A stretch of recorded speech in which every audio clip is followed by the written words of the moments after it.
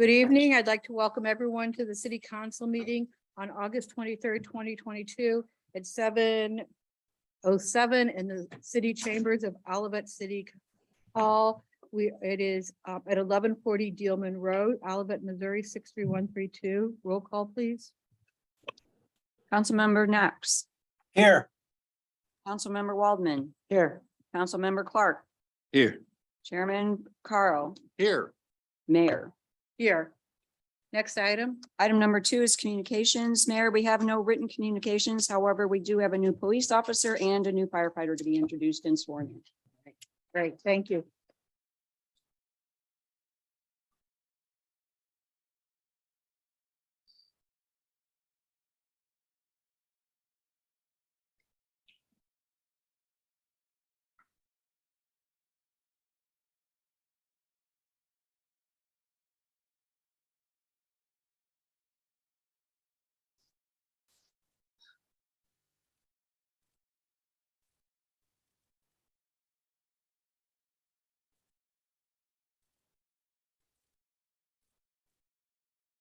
Very short.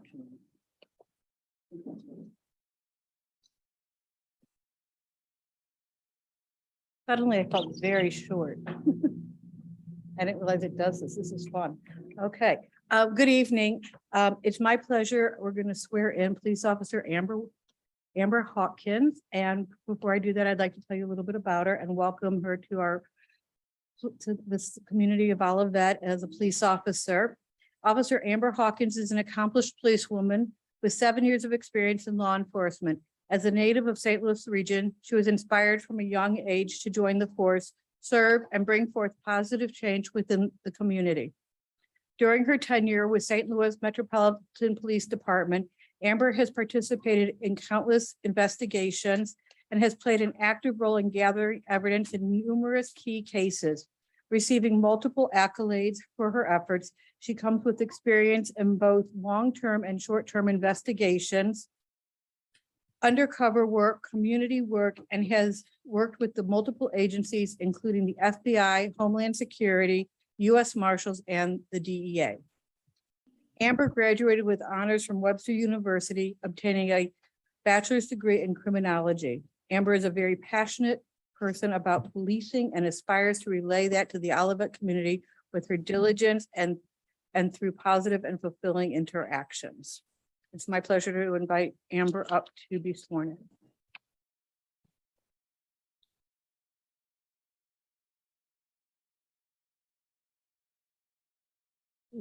Stand close enough and put your- I, Amber Hawkins, do solemnly swear I, Amber Hawkins, do solemnly swear that I possess all qualifications that I possess all qualifications to serve as a police officer for the city of Olivet, St. Louis County, Missouri.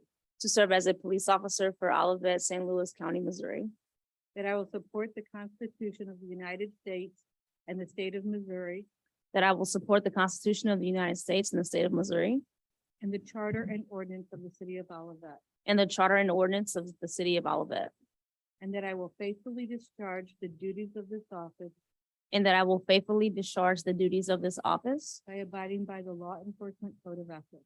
by abiding by the law enforcement code of ethics. I recognize the badge of my office I recognize the badge of my office as a symbol of public faith, as a symbol of public faith, and I accept it as a public trust to be held and honored. and I accept it as a public trust to be held and honored. Congratulations. Thank you. At this time, we'd like to call her mother up to pin her badge on.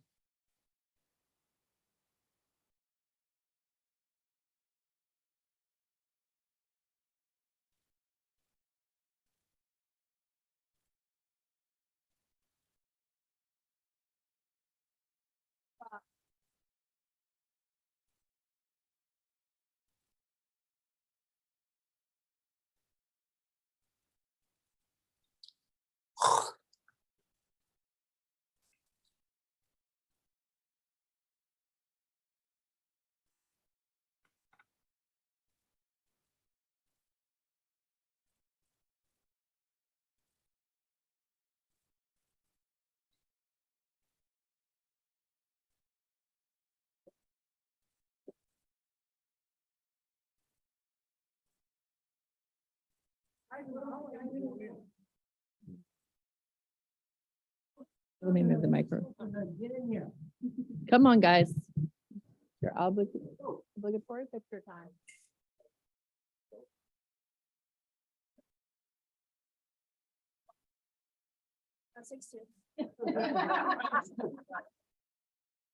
I'm 7 foot.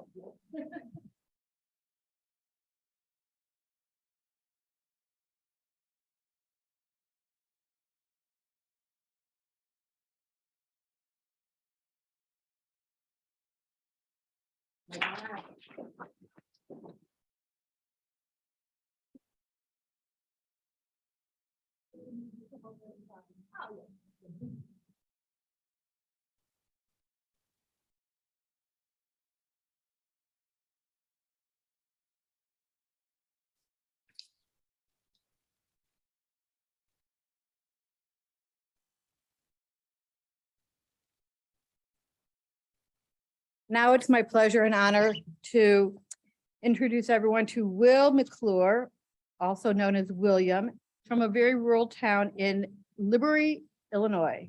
Did I say it right? Libory, Illinois. His Saint Libory. Okay, I'll get it right eventually. His parents are Michael McClure and Nicole Fladich. Married to Stacy for just over a year, together for 5. They've been together for 5 years. They have a beautiful son named Braden, who's with us tonight, and he's 3 months old and he's precious. And so they stay very busy. Will started his first responder career as an EMT in 2016 and graduated the paramedic program at Southwestern Illinois College in 2020. Will worked for Monroe County EMS for 3 years while attending the St. Louis County Fire Academy, where he graduated in 2022. Will enjoys the outdoors, family time, and staying busy, which I'm sure you do with that little one. So come on up.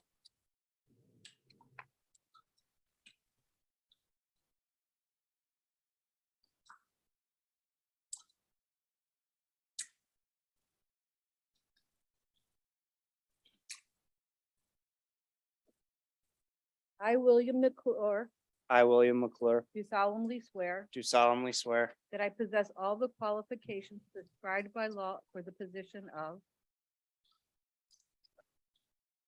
do solemnly swear that I possess all of the qualifications prescribed by law for the position of sorry about that, firefighter paramedic firefighter paramedic for the city of Olivet, for the city of Olivet, that I will support the Constitution that I will support the Constitution and the laws of the United States and the laws of the United States and the state of Missouri and the state of Missouri and the charter and ordinances and the charter and ordinances of the city of Olivet, of the city of Olivet, and that I will faithfully discharge the duties of this office. and that I will faithfully discharge the duties of this office. Congratulations. Thank you.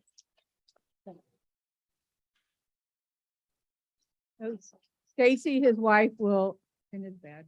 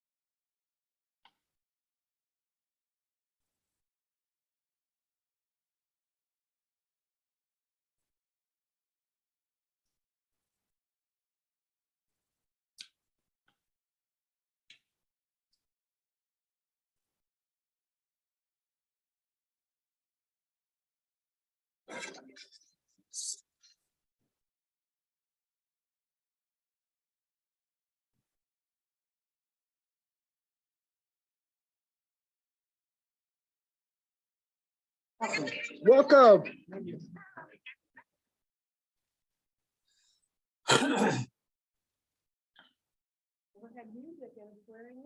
Hey. Thank you, John, from up far.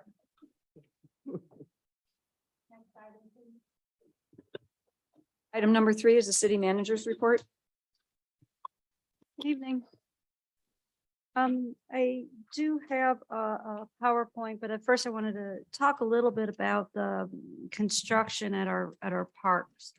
There've been a number of questions that have kind of come up over the schedule. I think there've been a number of comments with regard to Stacy Park and Old Bonham School starting. So I just want to take a little opportunity to kind of bring the council and residents up to date where we're at. Stacy Park is nearing completion. The final work is the paving of the parking lot and the erection of the pavilion. Weather dependent, we anticipate the Stacy Park improvements being completed by mid-September. The parking lot may be completed as early as the end of this week or the middle of next week, and that would allow us to open up sections of it. The pavilion is going to arrive this week, and again, it's going to follow the parking lot. So that erection may begin next week at the earliest. You'll find again tonight, there's a change order for remediation of soils in that parking lot. And we've got word today that there's going to be an additional remediation needed. There have been questions have been asked as to why the city did not coordinate with Old Bonham School. And I want to state that the city did coordinate with the school district, and we did reach out to the district. These communications started in February of this year. We attempted several times to coordinate the start of the Stacy project. And during those early discussions, the district representative stated that closing the parking lot at the beginning of the school year would be better than at the end of the school year. The city delayed our project for 2 weeks. Prior to school starting, the city again reached out to the district to coordinate a meeting. The earliest date we could meet was the Friday before Teacher Institute started. We explained that the parking lot would not be completed prior to children arriving for a number of reasons. Those reasons are, as I stated earlier, we pushed our schedule off by 2 weeks at the beginning. June was a very wet month, resulting in delay of groundwork at the park. The parking lot is a very wet piece of land. It is the compaction of the lot just is not very good. And we know that because we're going to have $50,000 of amended soils and additional rock. We found yesterday, they found a section of the parking lot that the asphalt was on top of the dirt. There wasn't a base layer. And so it's a difficult piece of land. And after the heavy rains in late July and early August, it took quite some time for the land to dry to a point where it could be worked. And that's why it seemed as though there's nothing going on for a couple of weeks. Because there wasn't, because we were waiting. It was a waiting process. During this same time, the city extended its assistance to the school district in several ways. The Park and Recreation Department opened the community center for Teacher Institute Week because they could not hold it at Old Bonham School because there was none occupancy permits. Our building inspector spent much time in the schools assisting with temporary occupancy permits, allowing occupancy as soon as areas were ready so that employees could get into those areas and start setting up for school. And that is not a common way for us to do occupancy of a building. The fire department spent as much time as the building inspectors, often there together in the school, assisting with the passage of the health and safety codes. Achieving temporary occupancy for the health and safety on Friday, August 19th. The police department reached out for safety plans, walked the building, and has been assisting with the drop off and pickup, having a number of officers there. And we always have officers there. The city of Olivet has been working very collaboratively with the school district. Villa Park has been closed for a number of weeks now, with little work being done. The reason for this is that civil engineering plans for the splash pad needed to be changed, and that change required new design and a stormwater permit from MSD. City staff has been working with our project team to determine why this change in engineering was not caught prior to work occurring in the park. We do anticipate work restarting again in Villa in the next 2 weeks. And we anticipate that project being done by the end of August. Due to the delay at Villa, Hankins Construction began work in Indian Meadows earlier than anticipated. Work at Indian Meadows has been going very well. The area where we thought we'd have probably the most issue with ground and soil compaction has actually been the driest. And they're actually nearing completion of the main work. We will be getting the playground equipment will be going in. And then they will be kind of finishing up a lot of the other work there, but we anticipate that being done again by the end of August, or by the end of September, I'm sorry. Or probably middle of September. While Irvside park improvements have not actually begun, the city has been working in the park to replace a faulty electrical line. We've been attempting to get this repair completed prior to improvement work occurring there. And it has been a project that has just continued to grow. And with the work, with the assistance of our Public Works Director and the oversight of the Park and Recreation Director, we will be starting that with a new electrical lines going into the pavilion and into the restrooms. And we all know that construction is always an inconvenience. And improvements in all 4 parks are on target to be completed by the end of October. And that is within the schedule. That's within the schedule. That is when we thought all of our parks would be completed. And so I again, I understand the inconvenience, but I also don't want the inconvenience of the school to distract from the really great work that the staff here at the city have been doing, and kind of over and beyond that they've given to this project to get everything done. So now I'd just like to go back here and I'll have to share my screen.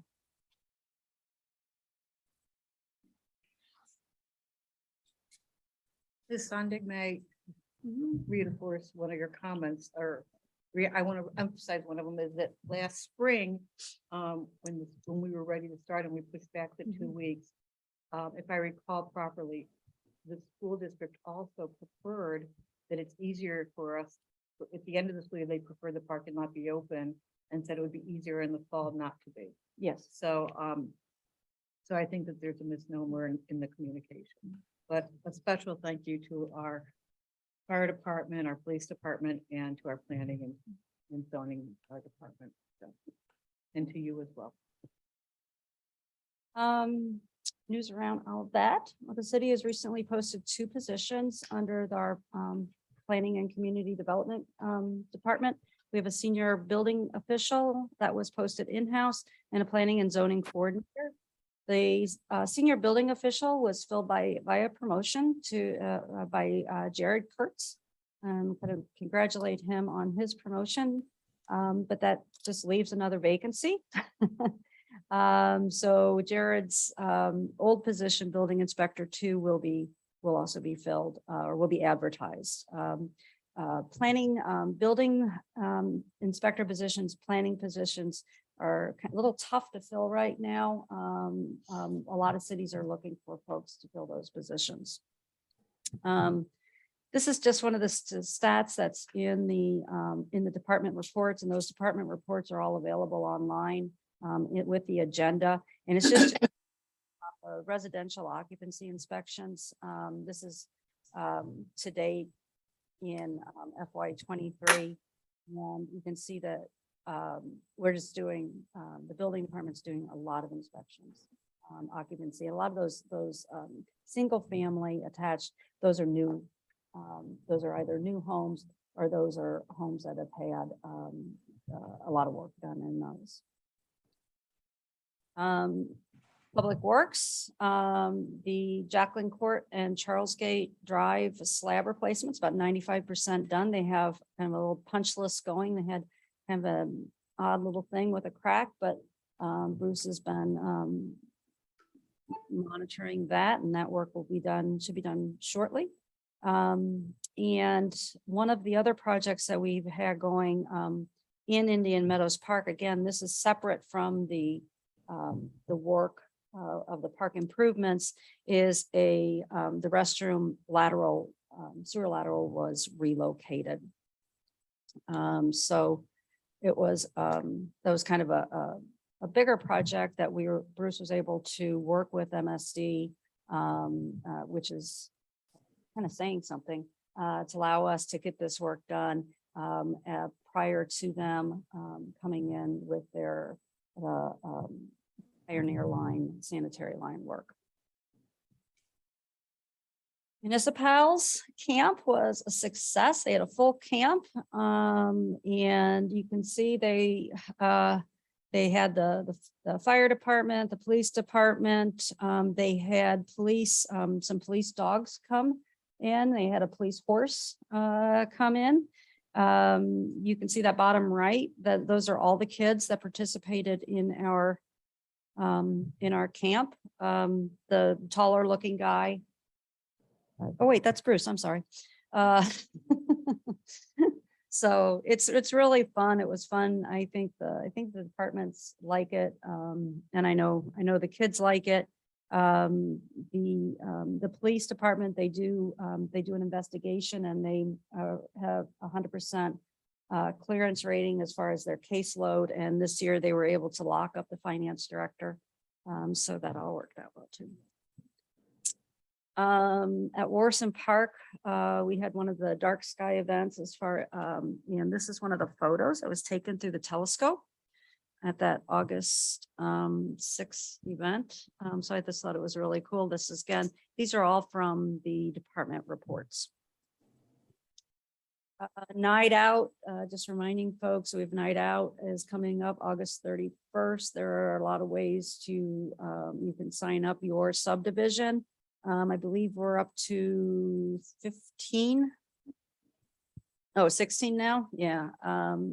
Subdivision. So we're actually ahead of where we were last year. Some of the subdivisions they were going to do it. They were holding their own either prior to school starting or maybe a little later. But it's still going to be a good turnout. Battle of the Badges. We have another Battle of the Badge blood drive coming up. And prior to that next blood drive coming up, the fire department hosted breakfast for the police on August 19th because the police won the Battle of the Badges blood drive back in 2021. So they made good on their wager. You may recall shortly after the big flooding, the historic rains that we had, when I read the scenario or the synopsis of the activities of the fire department, the work that they did so successfully at University City, weren't any photos kind of to show that, but these now they were able to kind of get some photos, and this gives you just an idea of what those waters were and what they were working with there. And if you look at that bottom right photo, you can see just the amount of equipment those folks carry with them on when they're out rescuing folks. So I thought those were pretty impressive and kind of mind-blowing. Upcoming events, we have Movie in the Park, Sing 2, August 27th at 8 p.m. That's in Warson Park. Economic Development Commission, August 29th at 7 p.m. at the City Center. That's actually, I believe might be a fifth Tuesday, Monday, but it worked out for us to have it on the 29th. Night Out then is August 31st. Planning and Community Development is September 1st at 7 p.m. The City Council has a work session on September 6th, and I didn't change that last date of the next regular is after tonight is September 14th, not August 14th. 13th, you're right, September 13th. So I'll change that before I post it online. With that, happy to answer any questions that you folks might have.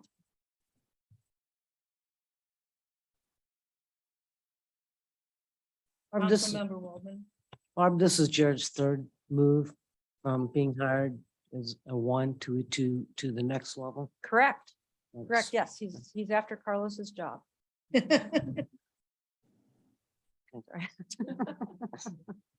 You said building departments had a lot of inspections. Barb, we're still using another firm to assist us with some things, or are we done with that? Not with, yeah, we are still using IBTS for some of our permitting, building permitting. Okay, Yes. okay, thank you. Thank you, ma'am. Yeah, they're still covering the Olive Crossing.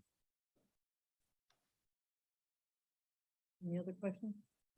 Well, I just wanted to let the fire department know that I heard from some police officers that the food was delicious. And that they're really good cooks over at the fire department. So what did they have to do to? Yeah. Just. More Suck people more had to blood? give blood. Thank you. It's a good cause. Next item, please. Item number 4 is city council reports. Councilmember Carl. Okay, on August 16th, I believe, let's see the date here, I attended the Green Building Council meeting. It's a monthly event that they have for training for their various members. Their members are architects, mechanical engineers, those kinds of things. And the Green Building Council promotes obviously green building. I was a presenter at this meeting called Building Decarbonization. Why does it matter and where do you fit in? I was there basically representing myself because of the house I'm building, but I was also there representing the city because Carlos was also on this panel talking about what Olivet was doing. So apparently they didn't get enough of me because they invited me back next month to finish a presentation I did not finish on, and their meeting next month is called Net Zero Showcase. So that's an extracurricular activity I'm filling as a city council person. I don't have anything else about that. By the way, Councilperson Waldman also attended. And we're happy to see her. But if there's any questions, I'll be glad to answer them. Any questions at this time? Okay. Thank you. Councilmember Clark, I have no reports at this time. Councilmember Waldman. Thank you, Madam Mayor. The event, Mr. Carl, was really an amazing one. And then I did attend their Friday morning coffee Zoom and ended up dealing with Mr. Wiley and talking about water problems. And okay, engineers, let's start figuring out what we're all going to do as we build bigger homes and have more water flow. So you kind of got me connected a little bit to learning a little more, and I appreciate that. And I learned that night, and I am so excited that they're bringing you back because you had so much more to present that night. And those are the professionals that really need to hear what it is you're doing. You are on the forefront, and I saw their eyes on that panel, Greg, lighting up, baby, lighting up. So you're tickling them. You're having fun, and I appreciate all that you do there. All right, Madam Mayor, I attended the Planning and Community Design Commission of August 18th, at which there was under old business, the conversation with regard to 4620 Side Lane, which again has had numerous comments and concerns with regard to water runoff, how water flows.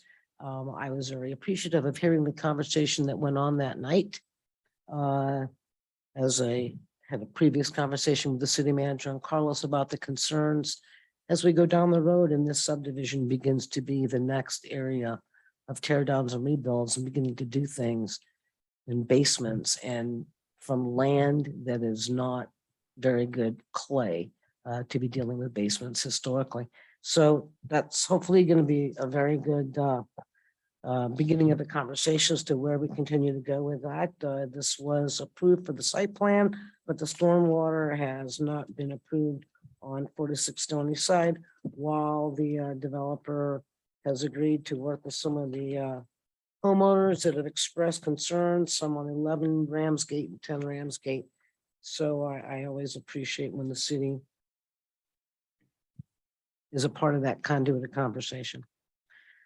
Under consent business 14 Hillendale Lane, it was approved. It Community Design and Commission Stormwater Management Plan Review. It's a new single family residence. 1136 Hilltop was also approved. This is a new single-family residence at 1136 Hilltop. Under new business, the discussion with regards to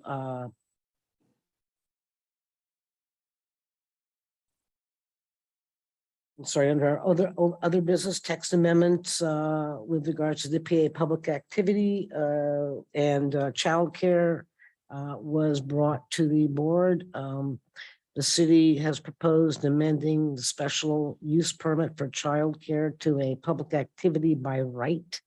And we have some areas in our community right now where there will be childcare, such as Merriam School, the YMCA, and the Danforth.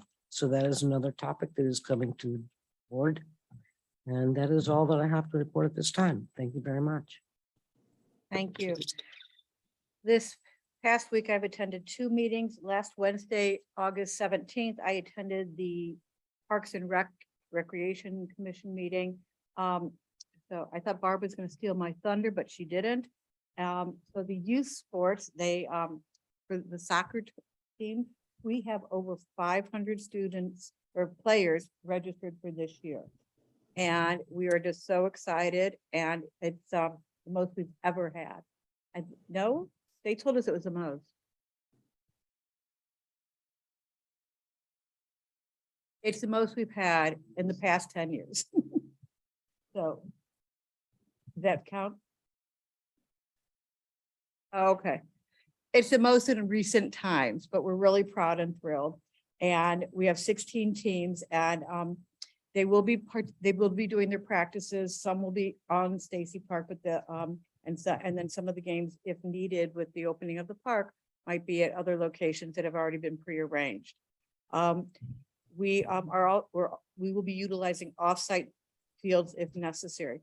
We also talked about the utility assistance program, which is going to take place at the community center on August 30th, which is next Tuesday night, I believe.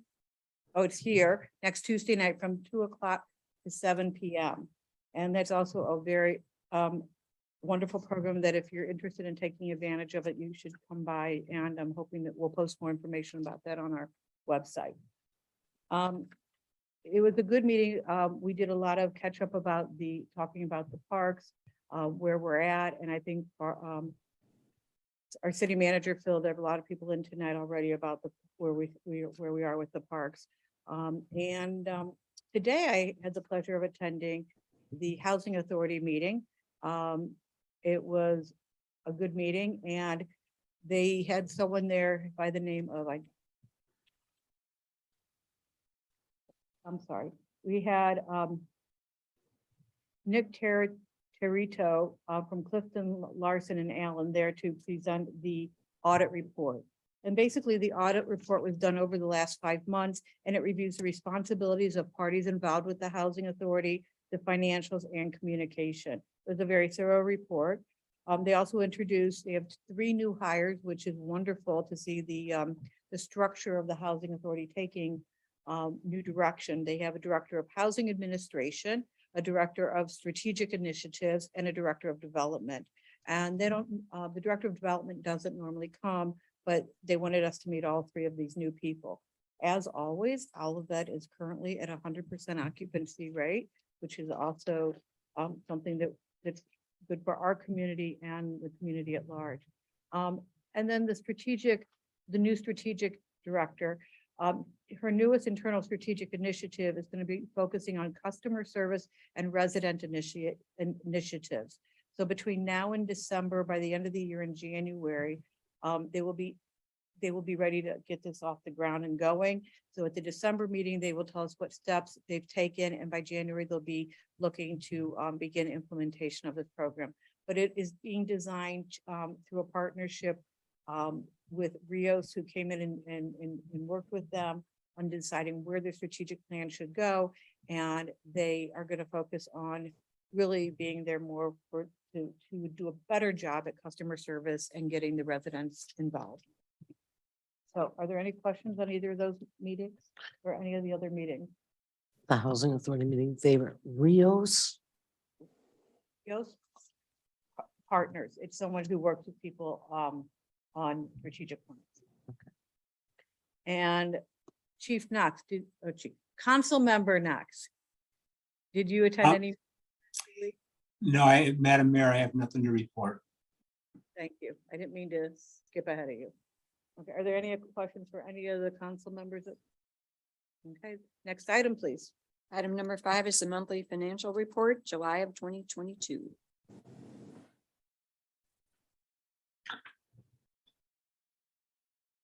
Good evening, Mayor and Council.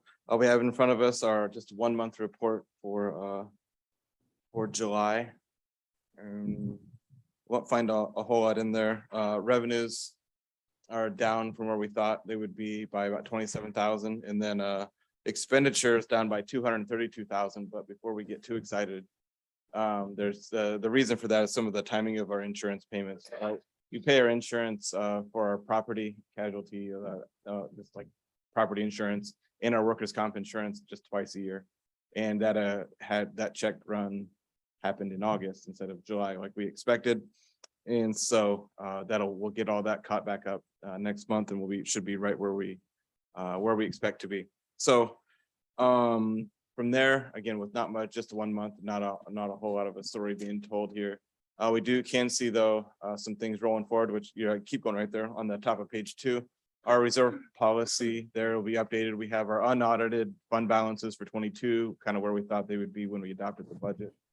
And then 50% of our 2023 expenditures comes down to a reserve policy well in compliance, again, more like what we saw during the budget process. Sales taxes on par, property taxes on par, where we thought maybe a little below because of some, again, a timing difference with some payments from the county for the Elmwood fire protection. Utility taxes have started off pretty bad, something we'll have to pay attention to from where we thought they'd be. We do have one thing on the chart there in the next page. You'll see 2 charts, and these are the crazy ones. So don't try to get it all at once. I really struggle sometimes to see things, but if you get just one thing every time, I think we'll keep looking at it once or twice a year. But for this time, I brought it up because of kind of 2 things. One is this on the top chart, the light blue, which kind of runs behind there. If we were to follow in August, and these are by months, they kind of chart. If we were to follow that light blue line, if we were to look at August all the way through, and I know it's really difficult to see through there, you would see that this is the highest per capita collections that the city of Olivet has had through the time of this. We've been tracking this. So what does that mean when you get ahead as a point of sale, A-type city, you get to share more. And so then that dark blue line represents the sharing, and it's also the white line on the chart below. There's the 2 connections there. And again, if we were to follow that white line all the way to the final spot and follow all the August over, we would see that's the highest white spot. And then the sharing percent is it's represented by the gap between that the white and the green on the bottom, and that's the dark blue line as well. You'd see that that's the most we've ever shared, and it's about 57%. And that's a lot. So 50 of every dollar that gets collected here in the city of Olivet, we get to keep about 43 cents of it. And the gap always widens in this. I'm looking at the chart on the bottom. The white is what's collected within our borders, and then the green is what we get to keep. And so predicting that gap becomes more or less the better part of that budget. So you have to know the county-wide average. You have to know average, which is per capita. You have to know the city of Olivet, and then you probably have to kind of predict what the percentage share that's going to be. And the formula is written such that if you're ahead by a lot more, you share a lot more. It's on a log-based 10 scale, which I can't bend my hand, but it's about like this. So if you're up here, you're sharing a whole bunch more than if you're just barely above the average. And it was designed for all of this. What does it mean for us? You can see this thing that the gap changes a lot as we look at the squiggles all the way down. Something we're going to have to pay attention to. There is something I'll be checking into, and you may or may not remember, probably 5, 6, 7 years ago. There was Chesterfield gets cranky because they don't get to keep all of their money, and they got some legislation passed that you have to keep 50% of your money. So that's something to be researching and see when that kicks in, and Paul may know or more. It's governed by the county. They've had a lot of turnover at the county at that treasurer position that calculates this. So something we'll have to pay attention to. But that's the interesting part of the chart today. As we go forward, in here, page 7 has some of our capital items on there. And then page 10, or sorry, page 7, it's the list of our capital items, which will be starting to kind of work on. We'll see through just to remind everybody where those are at and what they are. One more page at the bottom. Here we go. You're fine. You're fine. And so the gray shading represents contingent on grant funding, just to remind everybody there. And then on page 10, since everything outside of our operation accounts, we report them on an annual basis, you can see that the grants fund shows up, and it's pretty busy this year because of the spending of the ARPA money. So you can see all the different things that are budgeted there with most of that represents the spend down of that ARPA funding, which we did receive the second payment of that in the last week. So we're fully funded on that and budgeted to be spent. So we'll look for those kind of things to begin. So that's all that I have for our month of July. Any questions? Thank you. Are there any questions for Mr. Mann? Is our property insurance, I think I had a conversation with you a few months back. How has that changed, gone up, or what? Our property insurance itself has changed a lot. It actually it's pretty level with a little bit of an increase. Now, the reason it changed more than anything is because we've taken a bunch of stuff away from it. A lot of our parks or any playground that's going to be replaced, our community center is pretty much off, because if it disappears tomorrow, we just want to make sure we can get rid of the rubble there. That's just where we're at on an insurance basis. We need the building, we'd like to have it around, but we're in the process of getting a replacement. So that changes a lot of our insurance. So the real answer is, I'm not sure. We really don't know what the bills will be until we add this stuff on there.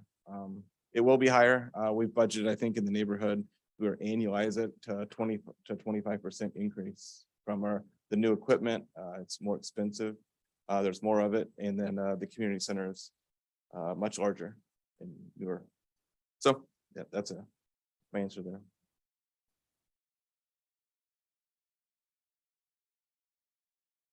Councilmember Knox, do you have any questions? No. Next item, please. Next item is number 6, hearing from citizens. Are there any citizens who would like to comment or speak tonight? Okay, next item, please. Item number 7 is bill number 2981, an ordinance of the city of Olivet, Missouri, amending section 240.090(1), park facilities and activities, fees, pavilion. Second reading.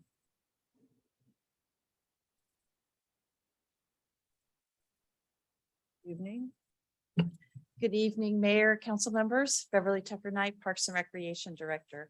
This evening is the second reading of an ordinance that was proposed by the City Council, brought to the Parks and Recreation Commission for discussion. And the commission brought back a recommendation to the council, and that is add the Indian Meadows Park Pavilion to the city's pavilion reservation program. And at the previous meeting, I gave a presentation with an overview of how the pavilion reservation process worked, what the capacities were at the various pavilions, and the fees. And I'm happy to answer any questions and even bring up pages of that presentation if that would be helpful this evening. Following the recommendation from the Parks and Recreation Commission, the proposal before you this evening is to approve introducing a reservation fee for Indian Meadows Pavilion at the same rate as the current rates for Irveside and Villa Park, and with a maximum capacity of 50 people. Here this evening is Sue Rich from the Parks and Recreation Commission. If you have any questions on the discussion that the Parks and Recreation Commission made in their recommendation. And also this evening, Chief Beth Androsky is here to answer any questions you may have about impacts on parking in the neighborhood. And I'm also happy to answer any questions you may have. Thank you. Are there any questions? I Madam Mayor, Go Yes, ahead. sir. Madam Mayor, I have a question. I know we talked about if someone wants to reserve the park at Indian Meadows, they have to do it in person. Is that part of this ordinance? That is correct. They would have to do it in person, particularly because it's new, to help people understand the process and for us to ensure that everyone understands how it operates. So it will not be online, that you can just book online the way you can Villa or Urbside. It would have to be made in person. The other thing that I want to point out, so thank you for that question, Councilmember Knox. The other thing I would like to point out is that if you pass it this evening, it would go into effect on September 15th, and that gives staff time to make sure that all of our computer software is up to date and that we have signs posted in the pavilions. And we would also be putting information out in the next Olivet Life and then the next Parks and Recreation Activity Guide. Well, thank you. That's the only question I had. Member Waldman? Madam Mayor, Chief.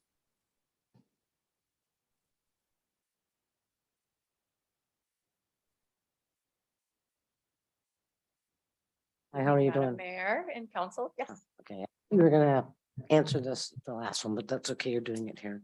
So I need you to provide street parking in Indian Meadows for that park, and whether you feel that is safe and that your equipment, fire equipment, could get around if need be, because there is no parking lot for this particular Sure. park. No, understandable. I don't think that there's an issue with it. As you know, the street is already public parking, so people who are using the park already are parking there. I don't believe that there is an issue in talking to the fire department. There has never been an issue with cars getting through, even if they're parked on both sides. And throughout the years also, it's just never really been a problem as far as people parking illegally. Especially when you're talking about creating congestion or parking in a way that would block the roadway. Are there any other questions for Chief Androsky? Thank you. Yeah, but not on this issue. Hold tight then. I'd be happy to entertain a motion. Madam Mayor, I make a motion that we approve an ordinance of the city of Olivet, Missouri, amending section 240.91A park facilities and activities fee pavilion. Thank you. Second. Call for the vote. Councilmember Clark, Yes. Councilmember Knox, Yes, Councilmember Waldman, Yes. Chairman Carl, Yes. Mayor. Yes. Motion passed by action of the Olivet City Council. Bill number 2981 becomes ordinance number 2752. Thank you. Thank you. And extend our thank you to the Park and Rec Commission for bringing this to us.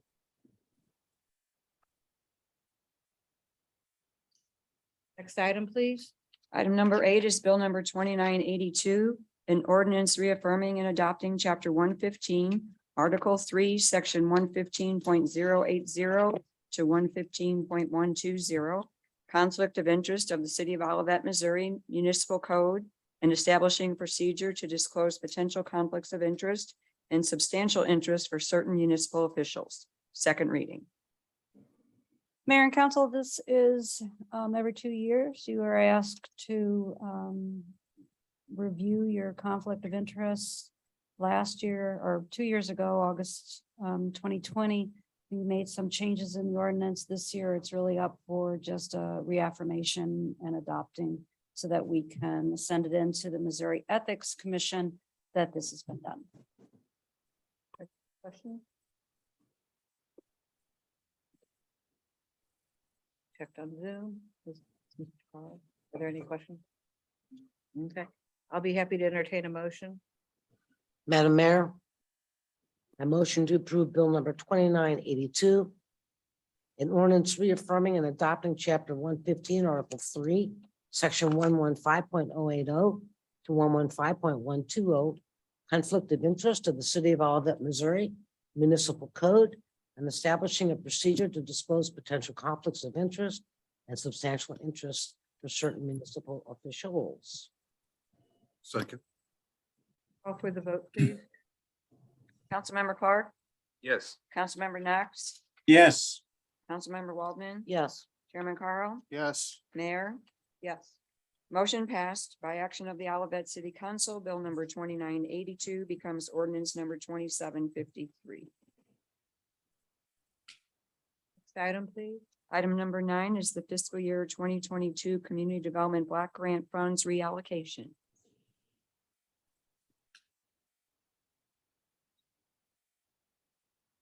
Mayor and council members. Last year about this time, we were applying for our fiscal year 21 application, which included a curb ramp and some sidewalk improvements on the east side of Hilltop Avenue. And the plan at the time was to coordinate with the Opus development that's going in off of Alice and their responsibility to build a new sidewalk from the Public Works building over to Alice. And we wanted to make sure that there was a crossing there. We applied for those funds. The grant was approved. The funds have been placed into county hands, but we have not completed the subrecipient agreement to have those funds released yet. We've reported before that the Opus development is behind. Okay. We'll also recall last year we did the 1190 Dealman Trail project, which was another community development project. And the bids came in considerably higher than we had anticipated or hoped for. And that was a post-pandemic trend that we're continuing to see, prices going up, asphalt getting more expensive, and a large degree of unpredictability.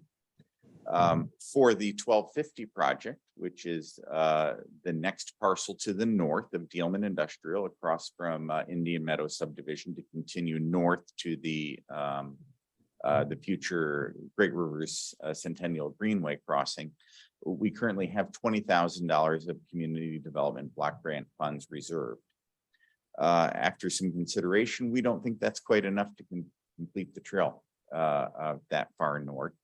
And with the delay in the Opus project, we discussed with the Community Development Block Grant Administrator the opportunity of moving the funds that were approved for Hilltop over to the 1250 parcel so that we can continue and close out the trail project to the next parcel to the north. We're sort of nibbling away at this. And if you want to go up to the submittal and go through the bottom, there is a map on there that we'll just show the location of the trail project so we're clear which specific parcel we're talking about. When I say 1250 Dealman, this has been in my head for so long, not everybody is familiar with the trail project. So what we're asking for tonight is council's authorization and actually the community, we have a public hearing to approve the reallocation of funds from the Hilltop project over to 1250 Dealman for the construction of the trail. I'd be glad to answer any questions. And then if we don't have any, we can open to a public hearing. Maybe there's somebody online who would like to express a question or concern. And then we can continue to a vote. First, I'll call on council members to see if anyone has a question. Councilmember Knox, do you have a question? No. Thank you. Anyone else? Okay, Councilmember Waldman. Mr. McGregor, how long is the sidewalk for 1250 left to do? How much footage? I apologize. It's about half. It was 1,000 feet at 1190, and it's somewhere in the 480 feet. Okay. Okay, thank you. Thank you. I will, if there aren't any more questions, I'm going to close this session to go to a public hearing. And I'd like to ask anyone in the audience if they would like to ask any questions, please come forward.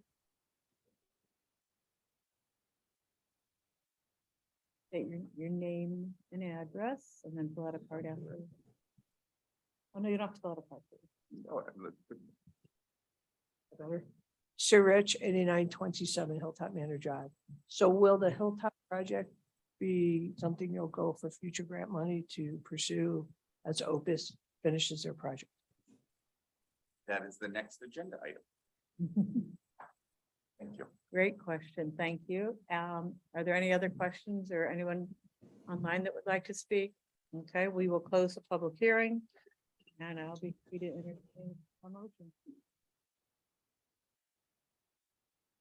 Madam Mayor, I make a motion to approve the reallocation of 2022 community development block grant funds from the 1100 block of Hilltop to the 1250 Dillman Road Trail project, which is in the LMI area of Olivet. Second. Call for the vote, please. Councilmember Clark, Yes. Councilmember Knox, Yes. Councilmember Waldman, Yes. Chairman Carl, Yes. Mayor, Yes, motion passed. thank you. Next item, please. Item number 10 is fiscal year 2023 Community Development Block Grant application. Welcome back, Mr. Mitchell. Good evening, Mayor and council members. I think I have a community member here with unique foresight about what the future withholds and what we were asking for. So as we explained earlier, the Hilltop project was delayed, and what we're going to do is simply apply again for that mid-block landing on the east side of Hilltop and sidewalk improvements to the north. Our goal really, as we've looked in the northeast quadrant, is really try to get a better connection for all of the residents in Arrowhead Park and Collingwood. And it's been a vision item, I think, since I started at Public Works in 2000 and something. That we really don't have a good connection for the members there. So this is still on our plan, and we would like to reapply for this year. So same procedure as before. Glad to answer any questions, our public hearing, and vote. Are there any questions from the council members?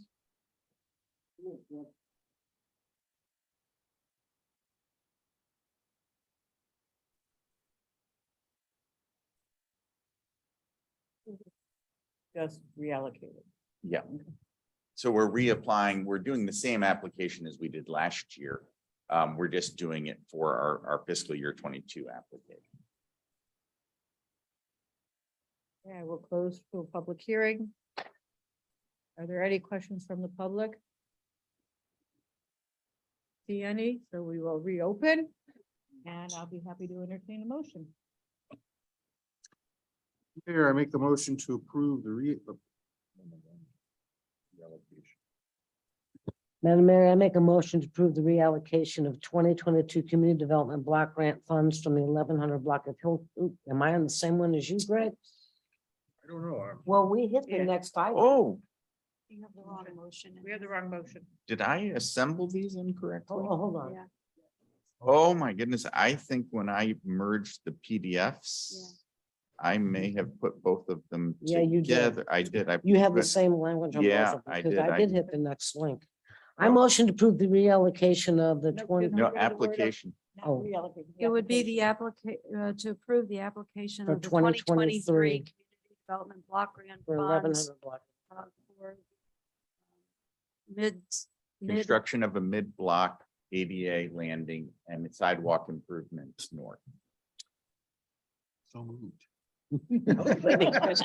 I knew that's where he was going. We were all waiting for a second. Thank you. I'll call for the vote, please. Councilmember Clark, Yes. Councilmember Knox, Yes. Councilmember Waldman. Yes. Chairman Carl, Yes. Mayor, Yes, motion passed. thank you. I Thank you, do Mr. apologize for McGregor. that. When you grab everything to put it in one PDF and the names are very similar, and I just grabbed the same file. But it will be fixed for the minute. Yes, I will get that to Denise. Great. Thank you very Yeah. much. Carlos wouldn't have done that.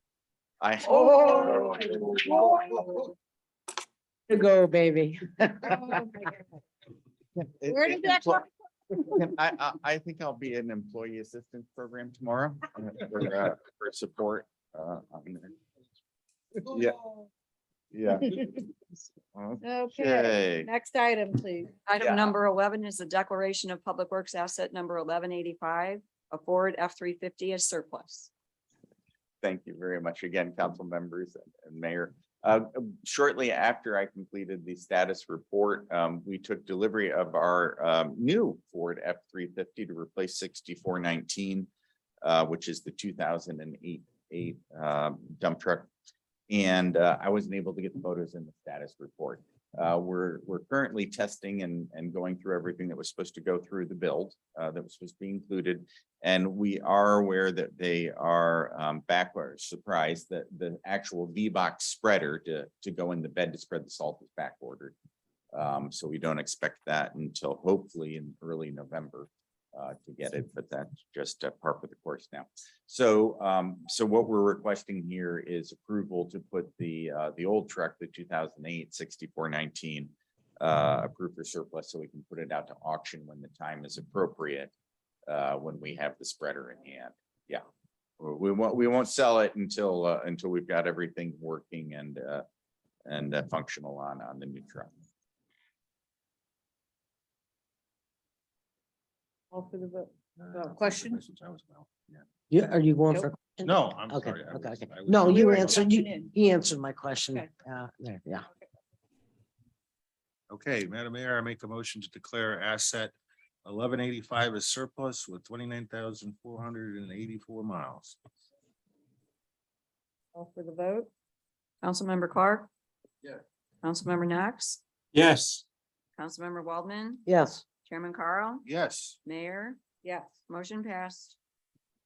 Thank you. Thanks, Bruce. It is typical of our trucks that we're more about engine hours and time in the salt and snow. We've had trucks older than this one with fewer miles that we put out, but it is just such a corrosive environment. And also this was the last generation diesel before selective catalyst reduction. So it has a diesel exhaust fluid filter in the back of it.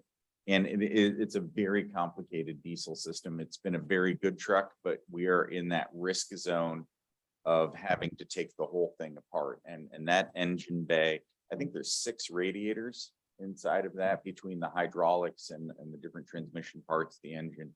It is a very difficult truck to work on, which is why it's a dual rear wheel dump truck. And it's diesel. We picked diesel at the time because the gasoline engine comparables didn't have the right power output at low RPMs. So what would happen is the operators, when they would come into a cul-de-sac, would have to shift the truck into neutral and double pedal. So you had to have one foot on the gas and your left foot on the brake, so you could keep your engine RPMs up to run the spreader and the plow. Otherwise the hydraulics would go out.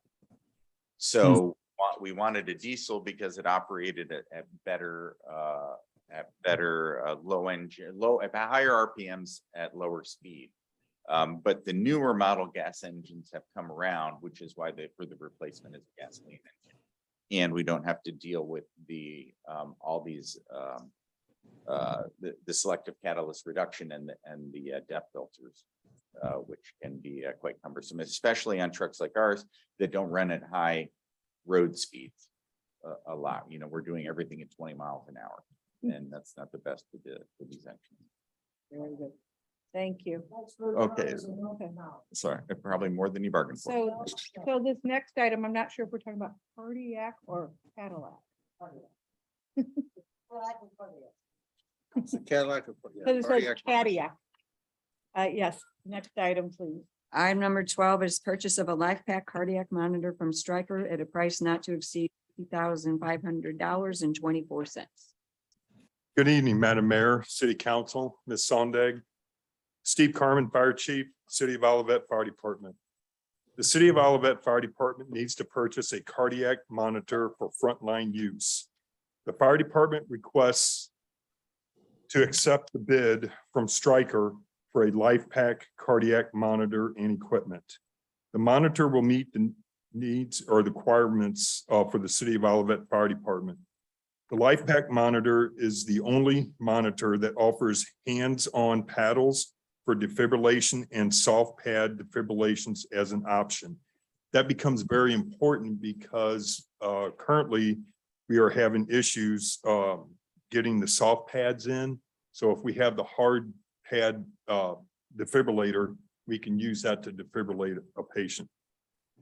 The Life Pack cardiac monitor is user-friendly and very similar to the current Life Pack monitor in use by the department. The purchase of the Life Pack monitor would be advantageous in saving productivity and efficiency to cross-train the paramedics on a new piece of equipment. The Wi-Fi capabilities would be set up the same as the current monitor, making the transition more efficient. By purchasing a similar monitor, we can take advantage of using the same accessories, parts, batteries, and save time or waiting for equipment to be delivered. Thank you. Any questions Are there any questions for the chief? on a cardiac monitor? Totally makes There was sense. no R, that's why I was saying. In the, Did I Agenda. misspell that? no, No, no. on the agenda, that's why I said Okay. Cadillac or Cadillac. Okay. It's the Uh, Cadillac It's of just cardiac. bad humor. Are there any questions from this end? Is there any questions over here? Sounds like a very important piece. Let's call for the vote. Oh, I need a motion. Madam Mayor, I make a motion to approve the purchase of a Life Pack cardiac monitor from Stryker for a price not to exceed $50,500.24. Second the motion. All for the vote, please. Councilmember Clark, Yes. Councilmember Knox, Yes. Councilmember Waldron, Yes. Chairman Carl, Yes. Mayor, Yes, motion passed. thank you. Thank you. Thank you, chief.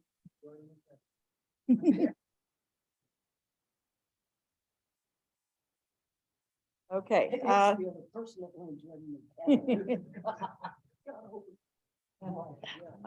Next item, please. Item number 13 is approval of Hankins Construction proposed change order request, COR 24, totaling $13,043 for the park improvement project at Stacy Park.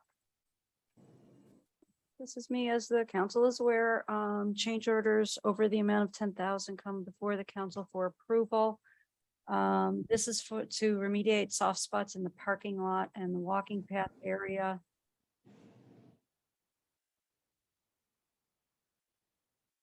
This isn't what you just kind of summarized earlier today. This is, let me just rotate this, sorry. This is the, this is a different area. Okay, this is the 13,000. This is kind of the area here in yellow. And as you see, this was first submitted, and it was actually started talking about these. This was in July. And it took a while to for it to go through the different process of bidding when they had to get to this. We knew this was probably going to be an area that was going to need remediation. And you can see here, this area should be the last where remediation may be required.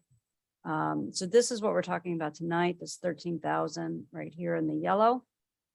What I referred to earlier that they found yesterday is there's some remediation that's needed here. And what we didn't expect is we need remediation here. This also wasn't compacting appropriately. And this is kind of the area where we realized where they found that there wasn't any stone. So what they'll be doing in this one will be taking out more soil and putting in about 12 inches of rock and then asphalting over that. And then there shouldn't be any others because they're not taking the asphalt. They're going to just asphalt over the existing asphalt in these other areas. So for tonight, I'm asking you for this one, for the 13,043. And then for this last one may not come to you because it may be under the $10,000 mark. It's a little bit unclear now because since they just found it. And so you can see in this area, anywhere that we took up asphalt, we were doing remediation. And that's where I was talking about that this area is just, it's just not great soil for compaction. What do the initial CP stand on this? What does that stand for? CP? Each one? Change proposal. Change proposal. Thank you. Is there any correlation that this is at the base of the reservoir with the soil or? Not really, no. This was just a low area. I think we think there was, it might have been like a pond or something in this area. You know, if you go back to old aerials, this was an old farmhouse at one point. And when they dug out the detention basin here, they found a lot of stuff. It's just Arrowheads? no, no tractor seats. Yeah. So it was just, it was clearly kind of a pit. Yeah. So it's just some areas in the St. Louis there, some land in the St. Louis area just isn't great for construction projects. Oops. But luckily, one of the things that they had talked about was taking up the asphalt. The concern with taking up some of that existing asphalt was that you would end up with more areas and we'd be doing remediation over the whole thing. We'd have to go down we'd have to take out the base rock layer and we'd have to go down probably 1 to 2 feet under that. So you'd be removing a lot of sand or a lot of soil and rock. So the solution was to, where possible, not disrupt the asphalt. They did different borings to make sure there was a base under those areas. So they did the due diligence to make sure this would work. And then it's just these other areas that are remediation. But again, we've been lucky with all the other parks and we haven't done any digging in Irvside yet, but you know, the other parks have not required any remediation. For the record, can you just address when we do change orders? This is not involved going into our contingents. Or how far? This We're- particular, right, this is a site improvement, with this project, with the Parks project. Part of the bid was $100,000 for site contingencies. Those were unforeseen, conditions, mainly, dealing with soils. And so this goes against that 100,000 of site improvement contingency, which actually was part of the bid process. The other, what you think of as your normal contingency, that deals with other things that, so for instance, the re-engineering for the splash pad, that would go under the other contingency, your regular contingency. Very good. Thank you for the clarification, because I know that that's been a question from some of the citizens. Mhm. Are there any other questions? I'll entertain a motion. Mayor, I would make a motion to approve Hankins Construction Proposal Change Order COR -24 totaling $13,043 for the park improvement project at Stacy Park. Second. Call for the vote. Councilmember Clark, Yes. Councilmember Knox, Yes. Member Waldman, Yes. Chairman Carl, Yes. Mayor, Yes. motion passed. Next item, please. Item number 14 is hearing from citizens, part 2. Okay, and I see we have someone on Zoom. Do they have any comments? Does anyone wish to speak at this time? If you'd like to speak via Zoom, just use the raise hand icon.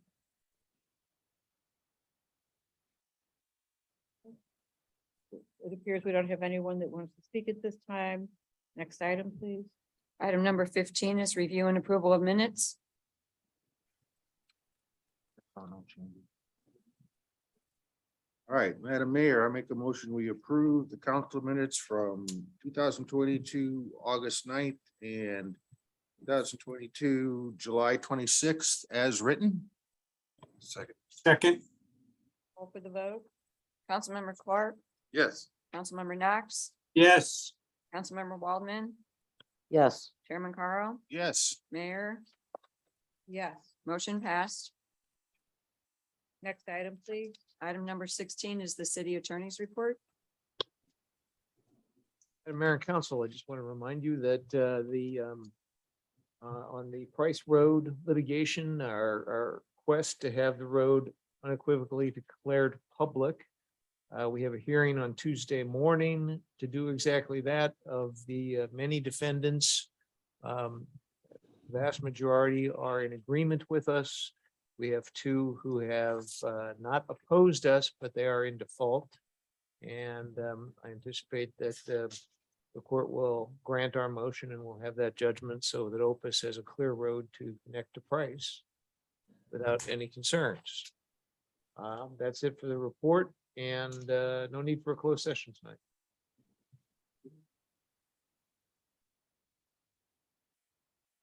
So Paul, once that's done, what is the time frame to get that registered with the recorder of deeds so that Opus can do what they need to do? Well, it gets a little complicated. It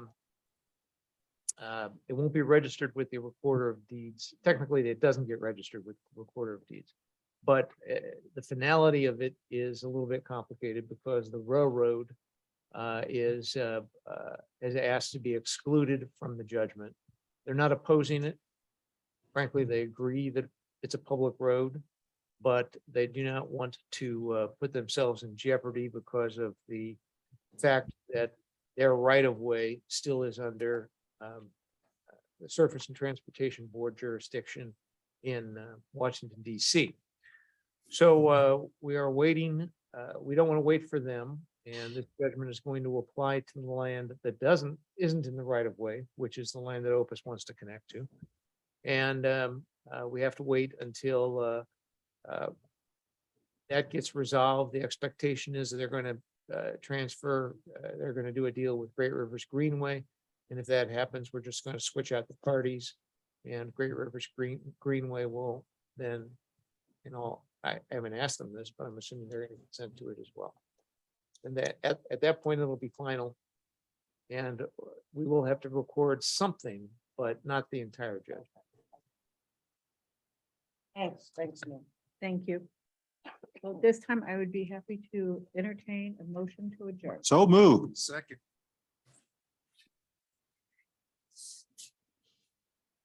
Where's the hammer? It's almost.